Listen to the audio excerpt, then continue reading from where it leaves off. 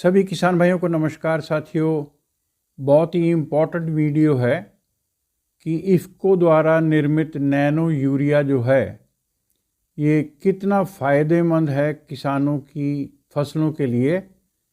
और इस संदर्भ में मुझको कल जानकारी प्राप्त हुई है, जिसके चलते मैंने PAU लुधियाना के विशेषज्ञों से कल टेलीफोन पर बात की। और उसमें डॉक्टर राजीव सिक्का जी से जब मेरी बात हुई, जो कि प्रमुख सॉयल केमिस्ट हैं, रसायन वैज्ञानिक हैं, और उनकी टीम ने और डॉक्टर अनु कालिया जी वहाँ पर कार्यरत हैं नैनो टेक्नोलॉजी की, उन्होंने 2 साल लगातार परीक्षण किए हैं और उन्होंने पाया कि गेहूं और धान दोनों ही फसलों में जब नैनो यूरिया का प्रयोग किया गया तो दानेदार यूरिया जिसका आम किसान प्रयोग करते हैं उसकी तुलना में नैनो यूरिया के प्रयोग से देखा गया कि धान और गेहूं दोनों ही फसलों में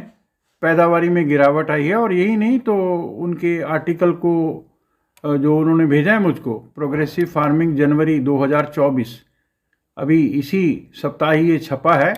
इस लेख में nano urea truth versus claim, इसके मायने है कि नैनो यूरिया सत्यता या सच्चाई क्या है और उनके क्लेम या दावे क्या हैं। हिंदुस्तान टाइम्स में भी आर्टिकल छपा है कि PAU study raises concern over efficiency of nano urea fertiliser. Doctor सिक्का के लेख में ये बताया गया है कि इस परीक्षण के द्वारा ये जो अध्ययन किया है उन्होंने, उसमें ये पता लगा है कि धान में 13% के करीब पैदावारी में आती है गिरावट और 21.6% उत्पादकता घटती है अगर नैनो यूरिया का इस्तेमाल करते हैं दानेदार यूरिया की अपेक्षा। तो गेहूं में भी ये गिरावट जो है उन्होंने 2 साल के परीक्षण में देखी है। किसान साथियों, मैंने पिछले साल अपने खेत में नैनो यूरिया का स्प्रे ड्रोन से करवाया था। आइए देखते हैं। तो इसमें हमने 9.5 लीटर के आसपास पानी ले लिया है। ये ड्रोन है और इसमें डाल रहे हैं हम इफ़को का नैनो यूरिया। आप देखिए, ये हमने डाल दिया है। ये बैटरी से चलता है।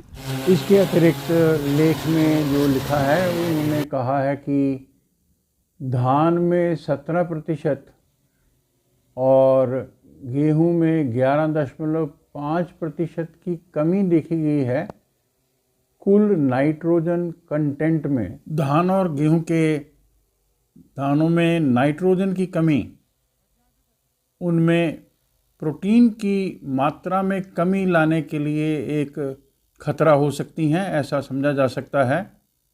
अतः जो भारतीय जनसंख्या है वह धान और गेहूं हमारे स्टेपल फूड्स हैं, इनको प्रतिदिन खाते हैं।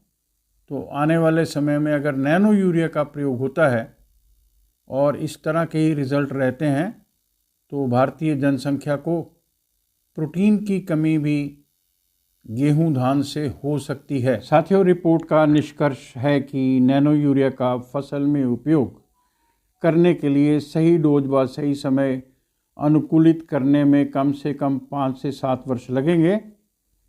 इससे ये भी उल्लेख किया गया है कि चूँकि परिणाम उत्साहजनक नहीं है, इसलिए गेहूं और धान पर नैनो यूरिया के उपयोग की सिफारिश नहीं की जा सकती है।